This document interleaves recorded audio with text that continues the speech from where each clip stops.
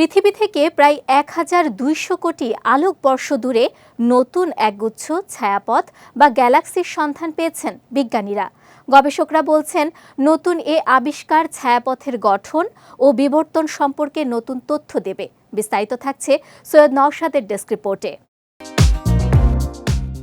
মহাবিশ্ব নিয়ে বিজ্ঞানীরা যতই গবেষণা করছেন, ততই নতুন নতুন তথ্য বিজ্ঞানীদের অবাক করছে।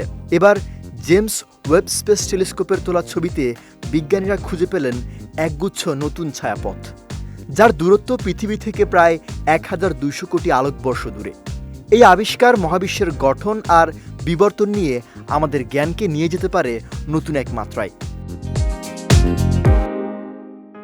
ভারতীয় সংবাদ মাধ্যম এনডিটিভির এক প্রতিবেদন অনুসারে জেমস ওয়েব টেলিস্কোপে ধারণ করা ছবি বিশ্লেষণ করে বিজ্ঞানীরা কসমস ওয়েব নামক অঞ্চলে ১,৬৭৮টি গ্যালাক্সি গ্রুপ বা প্রোটো ক্লাস্টার শনাক্ত করেছেন।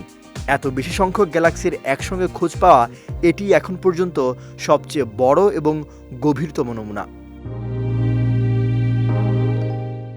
এই গ্যালাক্সিগুলো শুধু আলোর উৎসই নয়, এগুলোর ভেতর আছে ডার্ক ম্যাটার, উত্তপ্ত গ্যাস, এমনকি বিশাল কৃষ্ণ গহ্বরও।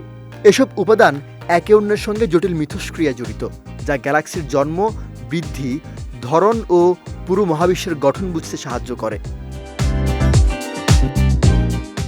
ফিনল্যান্ডের অল্টো বিশ্ববিদ্যালয়ের বিজ্ঞানী গবেষক গাসেম গোজালিয়ালস বলেছেন, এই গ্যালাক্সিগুলো মহাবিশ্বের একেবারে প্রাথমিক যুগের, অর্থাৎ ১২০০ কোটি বছর আগের আলো এখন আমাদের চোখে পড়ছে। ওয়ালটন আবারও মিলিয়নিয়ার অফারে ওয়ালটন ফ্রিজ কিনে আপনিও হয়ে যেতে পারেন মিলিয়নিয়ার। তাই এই আবিষ্কার মূলত সময়ের এক জানালার মতো, যার ভেতর দিয়ে আমরা অতীতকে দেখতে পাচ্ছি। খুব ক্ষীণ ছায়াপথগুলো বর্তমানে জেমস ওয়েব টেলিস্কোপের মাধ্যমে পর্যবেক্ষণ করছেন বিজ্ঞানীরা, যেখান থেকে মহাবিশ্বের প্রাথমিক পর্যায়ের ছায়াপথ দেখতে কেমন ছিল তার আভাস পাওয়া যাচ্ছে।